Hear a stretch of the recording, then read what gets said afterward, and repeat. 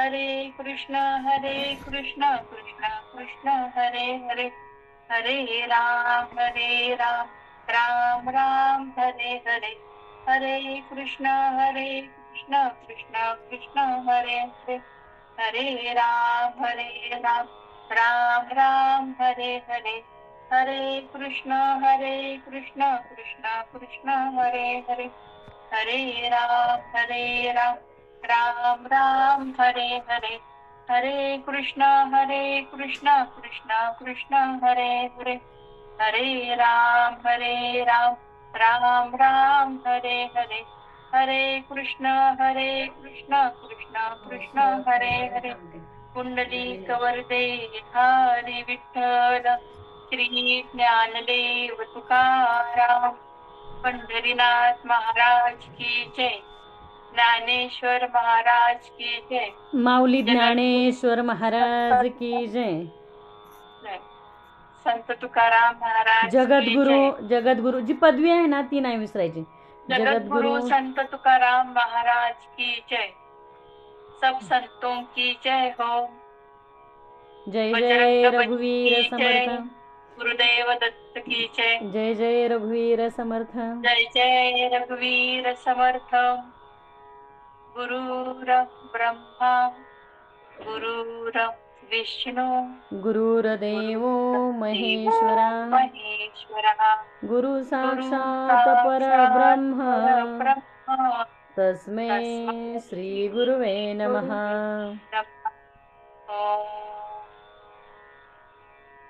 वक्रतुंड महाकाय, सूर्यकोटि समप्रभ, निर्विघ्नं निर्विघ्नं कुरु मे देव, सर्वकार्येषु सर्वकार्येषु सर्वदा. सर्वदा. तर आज मी आपल्या सर्वांना ज्ञानेश्वरी मधला जो 10वा अध्याय आहे, त्या 10व्या अध्यायामधल्या पहिल्या 5 ओव्या ज्या आहेत त्याच्याबद्दलचं विश्लेषण तुम्हाला करून सांगणार आहे. तर पहिल्यांदा मी ती ओवी तुम्हाला म्हणून दाखवते काय आहे, कशी आहे ती. नमो विशद बोध विदग्धा, विद्यारविंद प्रबोधा, पराप्रमेय प्रमदा विलासिया, नमो संसार तम सूर्या, अप्रतिम परमवीर्या, तरुण तरतुर्या लालन लीला, नमो जगदखिल पालना, मंगळमणि निधाना, सज्जन वन चंदना, आराध्य लिंगा, नमो चतुर चित्त चकोर चंद्रा, आत्मानुभव नरेंद्रा, श्रुतिसार समुद्रा, मन्मथा, नमो सुभाव भजन भाजना, भवे कुंभ भंजना, विश्वोद्भव भुवना, श्री गुरुराया. याच्यामध्ये त्यांनी त्यांच्या सद्गुरूंबद्दल बोललेला आहे. तर त्याच्याबद्दल मी आज तुम्हाला सांगणार आहे. तर सर्वप्रथम मी ज्योतिताई महाराजांचे आभार मानते की त्यांनी मला त्यांच्या रघुनाथ फाउंडेशनच्या व्यासपीठावर प्रवचन करायला संधी देत आहेत. तर खरंच तुमचे मनापासून आभार आहे त्याच्यासाठी. आणि म्हणजे माझ्यामध्ये एवढा उत्साह, म्हणजे काय म्हणतात, कॉन्फिडन्स नसताना सुद्धा की नाही तू करू शकशील, करशील, असं मोटिवेट पण करत असतात. त्यामुळे एक उत्साह येतो आणि समोर सगळ्यांच्या समोर उभं राहून बोलण्याचं धाडसही त्यामुळे निर्माण होतं. त्याबद्दल ज्योतिताई तुमचं खरंच मी आभार मानते. नमस्ते मला. आणि त्याचबरोबर मला सगळ्यांना असं म्हणायचं आहे की आपली 8 जुलैला साधारण काहीतरी संत ज्ञानेश्वर महाराजांची पालखीचं प्रस्थान होणार आहे, असं आहे कॅलेंडर मध्ये तरी. तर मला असं वाटतं की ह्याच्यामध्ये सगळ्यांनी आपापला खारीचा वाटा उचलायला सुरुवात करावी आतापासूनच. म्हणजे आपला संबंध पालखीचा जो प्रवास आहे तो खूप आनंदाने आणि उत्साहाने साजरा व्हायला मदत होईल. तसं ज्योतिताईंना जर तुम्ही सगळ्यांनी मदत केली सरळ हाताने, जसं शक्य होईल तसं, तर त्यांना पण त्याचा खूप फायदा होऊ शकतो, मदत होऊ शकते. कारण त्या एकट्या पडतात, एकट्या किती किती गोष्टी आणि काय काय करणार ना. तर सगळ्यांनी आपापला खर्चा वाटा उचलावा आणि त्यांना मदत करावी. मग ती कुठल्याही पद्धतीची असो. ज्यांना फायनान्शियली शक्य आहे त्यांनी फायनान्शियली मदत करावी. ज्यांना स्वतः येऊन तिथे कार्य करायचं असेल त्यांनी स्वतः कार्य येऊन करावी. काही जणांनी मागच्या वेळेस जसं भांडी वगैरे पण दिली होती, त्यांनी धान्य दिलं होतं, ज्या पद्धतीने जशी काही लोकांनी मार्गदर्शन केलं होतं, ज्यांना जसं शक्य होईल त्यांनी त्या पद्धतीने मार्गदर्शन करावं किंवा जे काही शक्य असेल त्या पद्धतीने त्यांना मदत करावी असं हे बोलते. आणि करूयात, करते आता सुरुवात थोडस बोलायला मी याच्याबद्दल. तर आता ही जी आपली ज्ञानेश्वर महाराज जे आपण म्हणतो, तर ज्ञानेश्वर महाराजांच्या ज्या ओव्या आहेत, प्रत्येक ओवी, प्रत्येक श्लोक, प्रत्येक मंत्र जो त्यांचा आहे हा मुळातच खूप अमृतासारखाच आहे. त्याच्या प्रत्येक शब्दांमध्ये खूप ताकद आहे आणि त्यांचा जो योग्य पद्धतीने जर आपण वापर केला तर नक्कीच आपल्या आयुष्यामध्ये, आपल्या जीवनामध्ये त्याचा चांगला उपयोग होऊ शकतो. मग तो शारीरिक स्वरूपाचा असतो, आर्थिक स्वरूपाचा पण होऊ शकतो आणि आपल्या आध्यात्मिक प्रगतीसाठी सुद्धा आपल्याला ज्ञानेश्वरीचा उपयोग होत असतो.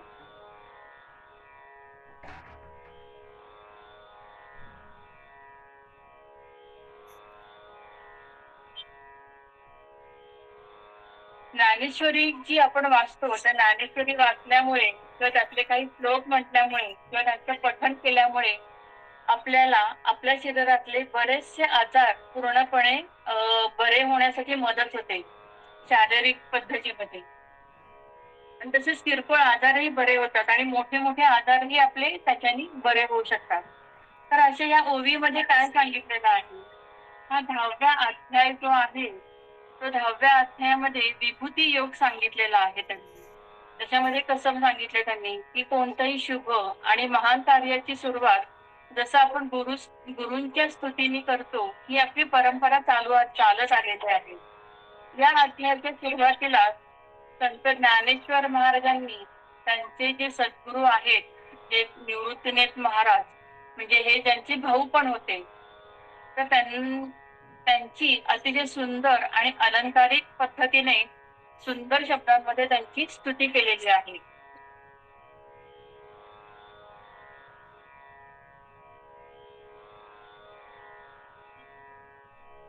पहिल्या 5 ओव्यांमध्ये माऊलींनी श्री गुरूंचे श्रेष्ठत्व, त्यांचे अगाध ज्ञान आणि संसार बंधनातून मुक्त करण्याचे त्यांचे सामर्थ्य यांचे वर्णन केलेले आहे. त्या ओव्या पुढील प्रमाणे, पहिल्या ओवीमध्ये त्यांनी काय म्हटलेलं आहे, नमो विशद बोध विदग्धा विद्यारविंद प्रबोधा पराप्रमेय प्रमदा विलासिया. याचाच अर्थ काय आहे की संत ज्ञानेश्वर महाराज असं म्हणतात की हे श्री गुरु, तुम्हाला माझा नमस्कार असो. तुम्ही शुद्ध स्पष्ट ज्ञान देण्यामध्ये अत्यंत निपुण आहात.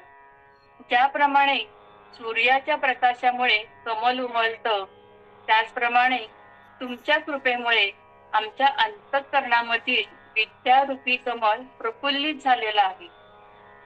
म्हणजे आपल्या अंतःकरणामध्ये त्यांनी त्याचं उदाहरण दिलेलं आहे. परावाणीच्याही पलीकडे असणारे जे गूढ ज्ञान ते परब्रह्म, म्हणजेच जणू एखादी सुंदर स्त्री असून त्या स्त्री सोबत नेहमी तुम्ही ब्रह्मानंदामध्ये विलास करत आहात. म्हणजेच तुम्ही नेहमी आत्मरूपामध्ये लीन असता. मी त्यांनी त्यांच्या गुरुबद्दल असं सांगितलेलं आहे की ते त्यांच्या आत्म्यामध्ये सतत स्थित असतात, आत्म्याच्याच विचारामध्ये असतात सतत, इतर कोणताही विचार ते करत नाही. तर पुढच्या ओवीमध्ये काय सांगितलेलं आहे, नमो संसार तम सूर्या अप्रतिम परमवीर्या तरुण तर तूर्या लालन लीला. म्हणजेच काय, हे सद्गुरु, अज्ञान आणि जन्ममरणाचा फेरा हा संसार असणारा हा संसार म्हणजे एक घनदाट अंधार आहे आणि तो अंधार नाहीसा करणारे तुम्ही म्हणजे तेजपुंज सूर्य आहात. म्हणजे जन्म मरणाच्या फेरामध्ये आपण का अडकलेला असतो, आपलं पाप करत असतो, आपण पुण्य करत असतो. या पाप पुण्यामध्ये जेवढं आपण अडकत जातो तस तसं आपण त्या आत्म्यापर्यंत पोहोचू शकत नाही, परमात्म्यापर्यंत आपण पोहोचू शकत नाही. पण हे जे सद्गुरू जे असतात ते त्याच्या सुद्धा पलीकडे गेलेले असतात. त्यामुळे ते तेजपुंज सूर्यासमान त्यांनी उपमा दिलेली आहे. तुमचे सामर्थ्य अतुलनीय अगाध आहे. जागृत, स्वप्न आणि सुषुप्ती या तिन्ही अवस्थांच्या पलीकडे असलेली जी तुर्या अवस्था आहे, म्हणजे समाधीची जी अवस्था आहे, किंवा आत्मज्ञानाची अच्युत तरुण अवस्था जी आहे तिचे अत्यंत प्रेमाने पालन पोषण करणे हा तुमचा सहज खेळ आहे. म्हणजे त्यांनी भूतलावरच्या इतर गोष्टींमध्ये ते अडकलेलेच नाहीयेत, ते फक्त आत्म्याच्या रूपातच स्थित आहेत. पुढे त्यांनी असं म्हटलेलं आहे, नमो जगदखिल पालना मंगळमणी निधाना सच्चन चंदना आराध्यलिंगा. तर ह्याच्यामध्ये त्यांनी असं म्हटलेलं आहे, या संपूर्ण जगाचे पालन करते तुम्ही आहात. सगळ्यांचे मंगल करणे, सर्व मंगल, सगळ्यांचे कल्याण तुम्ही जणू चिंतामणी किंवा अमूल्य ठेवा आहात. ज्याप्रमाणे चंदनाच्या सानिध्यामध्ये आल्यावर इतर साधी झाडेही सुगंधित होतात, त्याप्रमाणे सज्जनरूपी वनाला आपल्या अस्तित्वामुळे सुवासिक करणारे तुम्ही चंदन आहात आणि आम्ही सर्व भक्तीने पूजावे असे तुम्ही सर्वोच्च आराध्य दैवत आहात. आपलं सद्गुरूंच्या बद्दल जर बोलायचं झालं तर असं म्हटलं जातं की सद्गुरू हे असे असतात की जे जसं आपण म्हणतो की परीस जे आहे, परीस लोखंडाचं पण सोनं करत असतो, पण परंतु सद्गुरू हे असे असतात की ते त्यांच्या साधकाला पण एवढ्या सद्गुरूच्या लेवल पर्यंत पोहोचवण्याची ताकद त्यांच्यामध्ये असते. त्याच्या पुढच्या अध्यायामध्ये त्यांनी असं म्हटलेलं आहे, नमो चतुरचित्त चकोर चकोर चंद्रा आत्मानुभव नरेंद्रा श्रुती सागर समुद्रा मनमथ मनमथा. म्हणजेच त्यांनी इथे काय म्हटलेलं आहे आपल्याला, की ज्ञानी आणि चतुर भक्तांचे मन हे जणू चकोर पक्षी आहे. चकोर पक्षी काय करत असतो, आणि त्यांची ज्ञानाची तहान भागवणारे तुम्ही पूर्ण चंद्र आहात. तुम्ही आत्मानुभवाचे चक्रवर्ती सम्राट आहात.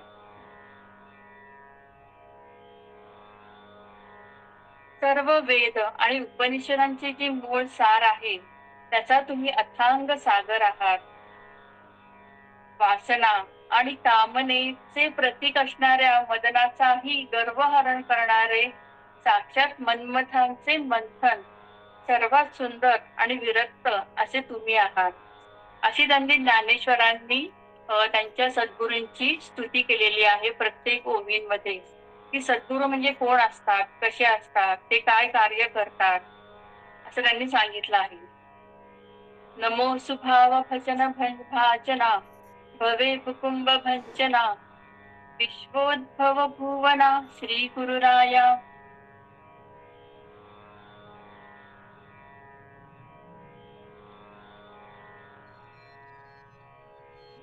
या ठिकाणी ते असं म्हणतात की हे श्री गुरुराया, तुम्ही शुद्ध आणि निष्काम भक्तीचे योग्य पात्र आहात. जन्म आणि मृत्यूच्या फेरामध्ये अडकवणारा हा भवसागर संसार जणू एक उन्मत्त हत्ती आहे आणि तुम्ही त्या हत्तीचे गंधस्थळ फोडणाऱ्या शक्तिशाली सिंहाप्रमाणे आहात. संसार बंधनातून कायमचे मुक्त करणारे आहात. या संपूर्ण विश्वाची उत्पत्ती आणि विस्तार ज्याच्यामधून झालेला आहे ते मूळ स्थान केवळ तुम्हीच आहात. तुम्हाला माझा नमस्कार आहे. म्हणजेच इथे त्यांनी काय सांगितलेलं आहे, आपण संसारामध्ये अडकलेला असतो, आपण संसारामध्ये इतका अडकलेला असतो की त्याच्या पलीकडे जाऊन परमेश्वर असतो, त्याच्या प्राप्तीसाठी आपण प्रयत्न करायला पाहिजे, हे आपल्या गळी सुद्धा उतरत नसतं अजिबात. त्यामुळे त्यांनी इथे आपल्याला उन्मत्त हत्तीची उपमा दिलेली आहे, की जी लोक संसारामध्ये अडकून फक्त संसाराचाच विचार करत असतात, नात्यागोत्यांमध्ये अडकून पडतात, हा असा वागतो, तो तसा वागतो, इतर गोष्टींमध्ये अडकलेले असतात, देवाचं नामस्मरण करत नाहीत, भजन कीर्तन करत नाहीत, आत्मज्ञानाची प्राप्ती होण्यासाठी प्रयत्न करत नाहीत. त्यामुळे अशा लोकांना त्यांनी उन्मत्त हत्तीची उपमा दिलेली आहे. आणि परंतु सद्गुरूंचं काम काय असतं, की त्यावेळी सुद्धा त्या माणसाला सुद्धा त्याच्यातून कसं काढून घ्यायचं आणि कसं परमात्म्याला लावायचं हे त्यांना बरोबर चांगलं जमत असतं. म्हणून इथे त्यांनी हा शब्द वापरलेला आहे की हत्तीचे गंडस्थळ फोडणाऱ्या शक्तिशाली सिंहाप्रमाणे तुम्ही आहात, असं त्यांना उद्देशून बोललेलं आहे. त्याची पुढची ओवी जी आहे,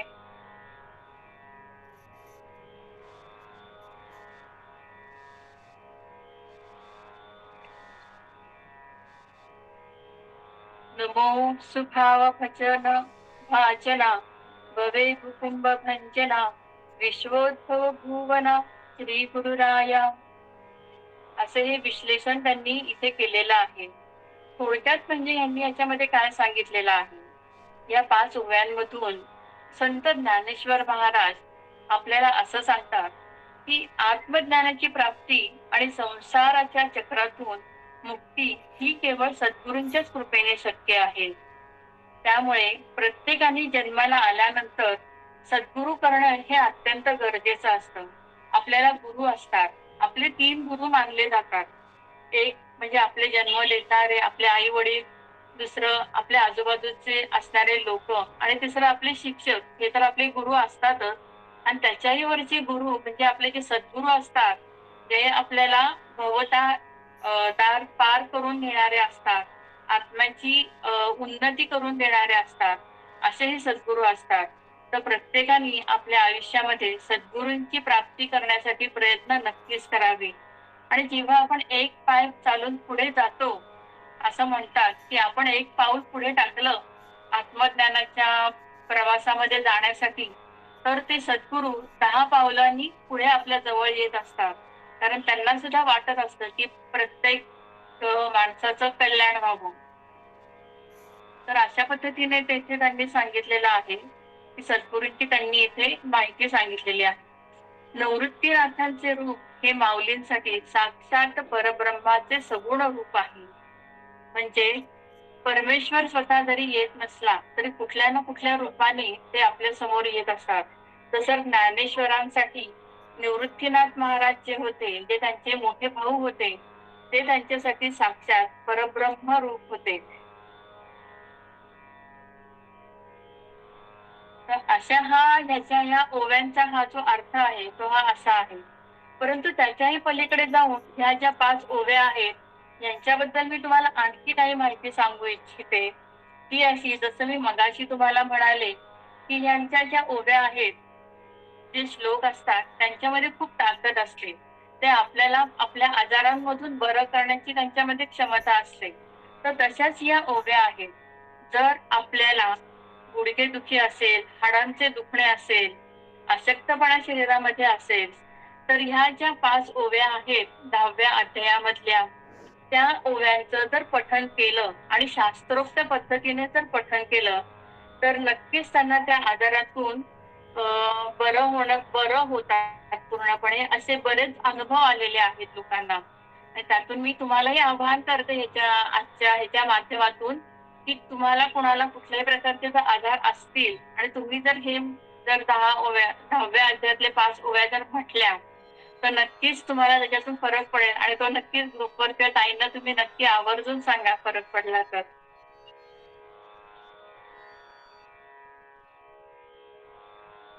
सुरुवातीच्या 5 ओव्या का? हो, 10व्या अध्यायातल्या ह्या 5 ओव्या आहेत ना, ज्या मी आता बोलले. सुरुवातीच्या का? हा, 10व्या अध्यायात आता मी ज्या सगळ्या ओव्या ज्या वाचून दाखवल्या ना, बोलून दाखवल्या तुम्हाला आता, त्या संबंध 5 ओव्या ज्या आहेत त्या संबंध मी हवं तर एकदा परत म्हणून दाखवते. आणि म्हणायची पद्धत पण मी तुम्हाला आता ज्या पद्धतीने मी आता ओव्या बोलल्या ना, त्याच पद्धतीने त्या म्हटल्या पाहिजेत. बर बर. हा, म्हणजे एकदा मी म्हणून दाखवते. आपण जसं पसायदन सुद्धा ह्या पद्धतीने जर म्हटलं ना, तर त्याचा खरोखरच खूप चांगला उपयोग होतो. मी एकदा परत म्हणून दाखवते हवा असेल तर. कारण आपण शक्यतो म्हणतो कसं, साधं सरळ वाचल्यासारख्या आपण ओव्या म्हणत असतो, परंतु त्याची एक विशिष्ट पद्धत आहे, एक लय आहे. ती लय जर आपण म्हटली त्या पद्धतीने, तर 100% त्याचा रिझल्ट मिळतो असं आहे. तर मी एकदा म्हणून दाखवते हवं तर परत संबंध. हो, दाखव. प्रत्येक शब्दाची कोड तिथे तुमच्याकडे लिहिलेला असेल तर तिथे थोडंसं अंडरलाईन करत करत गेलं तर तुमच्या लक्षात येईल कुठे शब्द फोडायचा, कुठला कसा म्हणायचा ते. तर मी म्हणून दाखवते. नमो विशद बोध विदग्धा विद्यारविंद प्रबोधा परा प्रमेय प्रमदा विलासिया. जो विलासिया आहे ना तो आपला लांबवला जातो आणि वरचे जे 3 ओळी आहेत ना त्या आपल्याला एका श्वासात म्हणता यायला पाहिजे. तर अशी आपल्याला प्रॅक्टिस करावी लागते. तर पुढचा नमो संसार तमसूर्या अप्रतिम परमवीर्या तरुण तुर तूर्या लालन लीला नमो जगदखिल पालना मंगळमणि निधाना सज्जन वन चंदना आराध्य लिंगा नमो चतुर चित्त चकोर चंद्रा आत्मानुभव नरेंद्रा श्रुतिसार समुद्रा मन्मथ मन्मथा नमो सुभाव भजन भाजना भवे कुटुंब भंजना विश्वोद्भव भुवना श्री गुरुराया. हे एवढं जे मी आता वाचून दाखवलेलं आहे ना ह्या ज्या ओव्या आहेत ह्याच पद्धतीने जर तुम्ही म्हटल्या आणि जर समजा तुमचे गुडघे दुखत असेल, पाठीचा मणका दुखत असेल, कंबर दुखत असेल किंवा इतरही बारीक सारीक काही तुम्हाला दुखत असेल आणि तुम्ही जर ह्या ओव्या दिवसातून जितके वेळा तुम्हाला शक्य असेल तितके वेळा तुम्ही जर ह्या म्हटल्या तर तुम्हाला नक्कीच तुमच्या आजारावर फरक पडतो. म्हणजे असं नाहीये की आपण औषध उपचार जे करतो ते सोडून द्यायचं आणि फक्त जपच करत राहायचं असं नाहीये. तर आपले प्रयत्न तर चालू ठेवायचेच औषध उपचारांचे आणि त्याच बरोबरीने हे म्हणायचं आहे. म्हणजे जसं आपण म्हणतो ना की काय बरं म्हणजे आपल्या प्रयत्नांना जी परमेश्वराची साथ असायला पाहिजे असं म्हणतो तर ती हिच्यामध्ये आपल्याला नक्कीच मिळते आणि फायदा हा होतोच होतो.